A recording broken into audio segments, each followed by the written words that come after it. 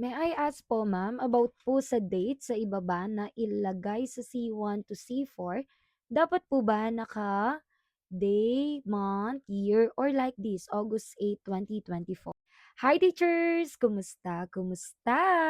Paalala lang po teachers, Revise 2025 na po ang ating PDS. At dahil dyan, meron po tayong guide. Ayan, sabay-sabay nating tignan at basahin yung guide dito sa PDF. Actually, meron na tayong video tungkol dito sa paggawa nga ng PDS. Pero, eto, tignan natin yung bagong send sa akin. Pero the same lang. Pero I think mas madali itong tignan. Ayan, tignan natin. At ito na nga po, tignan nga natin. Proper accomplishment of PDS 2025 version as per CSC appointment. Ayan. So, sabi niya po, lahat dito ng personal information ninyo, all caps, left side, not center, no space needed po. That's left side, not center again. If disease, put disease po. Ibig sabihin yung pumanaw na po. Ayan. After the father's name, if disease, after the mother's name, kung sino man po, no? And then put NA if no extension name. Maglagay kayo ng NA. Para sa date of birth, lagi nyo pong kalimutan. New format na po tayo. New format. Okay po. Ay sorry kung lagi niyo pong kalimutan ng lagi niyo pong tatandaan, huwag niyo pong kakalimutan. Sorry, sorry, sorry. Nagsabi na ako ng sorry dito kasi hindi na po ako mag-e-edit. Ayan, may nag-correct kasi sa tabi ko, may nakikinig. And thank you sa pag-correct. So again, punta tayo ulit dito. Huwag na huwag pong kakalimutan. Tama ba? NA po ang ilalagay kapag no extension name. Tapos, new format date po tayo. Ayan. Ako, ito yung dati kong mali. So, unahin nyo po, halimbawa, birthday ko. 18, tapos 11 yung November, tapos 1996. So, alam nyo na kailan ang birthday ko. Baka naman, chart. Then, place of birth po natin. Ayan, 2002 beyond. Lagay nyo po, City of San Fernando, Pampanga, or before 2002. Next, citizenship nyo po, right Filipino. Indicate po yung country. Next po, punta tayo sa residential address, yung mga zip code nyo. NA, if walang street number, apartment number, no. Kung hindi subdivision. Ayan po, no? Kung mga no. Don't forget the zip code. Next po, punta tayo sa mga telephone number, mobile number, email address. Make sure that numbers are active. NA, if no, phone. Next, punta po tayo sa spouse name. If single, put NA on the first box only. Dun lang sa first box po kayo maglalagay. And then, kung wala silang mga extension, lagay lang NA. Next, punta tayo kung meron ka ng anak, mag-start ka sa pinakamatanda hanggang sa pinakabata. And then, ang ilagay ang date, una ang araw, ang month, and then ang year. Next, punta tayo dito sa schools na inattendan mo. So, write schools in full all caps. Kung dapat ilagay nyo po elementary, no? Then, junior high school or senior high school kung kayo ay nag-K to 12.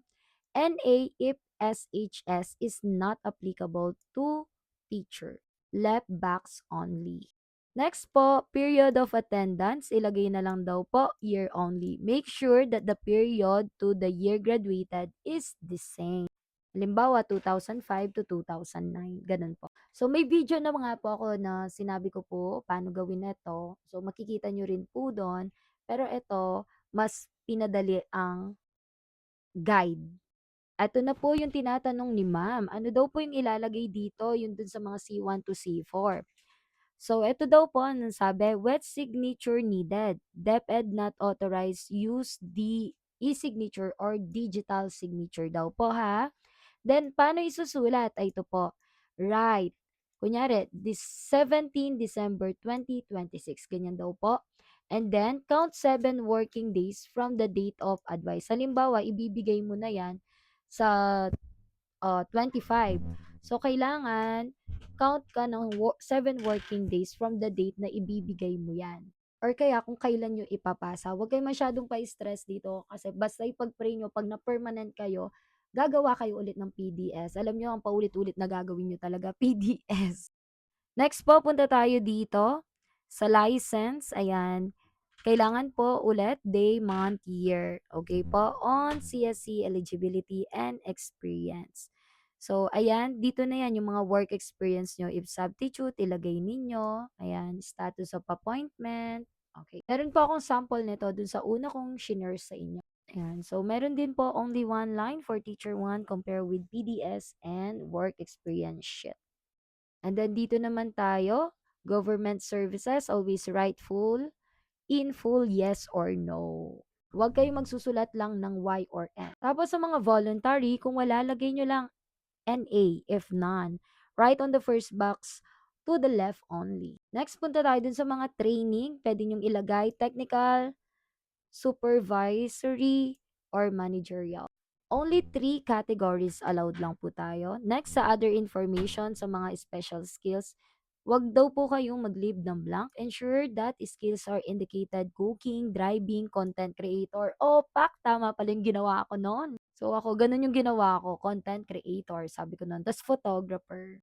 Next, ito naman, non-academic distinctions or recognition nyo po, no? Sa mga iba pong organization yan. So, allowed to put NA. Pwede kayong maglagay ng NA kung wala. Next, ito naman, have you ever been separated? Tiyan, ganyan. Basahin nyo lang po yan. Yes or no lang po tayo dyan. Basta, wag po kayong mag-abbreviate. Dapat laging full. Then, are you person with disability? If yes, ilagay nyo po anong number. ID numbers needed po. Pero kung no, pindutin lang po ang no. And then dito naman po, ano po sinasabi dito? Passport size. Unfiltered digital picture taken within last 6 months po dapat. Naintindihan po ba? So, picture taken not more than 6 months old. Yung passport size picture pa rin po tayo. No more name and signature in the picture. So, ang daming nagtatanong, hindi na daw po kailangan. And then, thumb mark should be upright dito po. Naintindihan po ba? And tapos dito, ulitin po natin, day, month, year, PDS date, same as the date per page. Kailangan po kung kailan na-accomplish and signature ninyo. And then ito, ano ito, maraming nagtatanong dito, appointment date or for sub, put first day of service, same as the date of the work experience sheet. Make sure that the right form is used. So, yun po ang ating, at yun nga po ang ating bagong guideline sa ating revised 2025 PDS. At yun lamang po. Thank you po.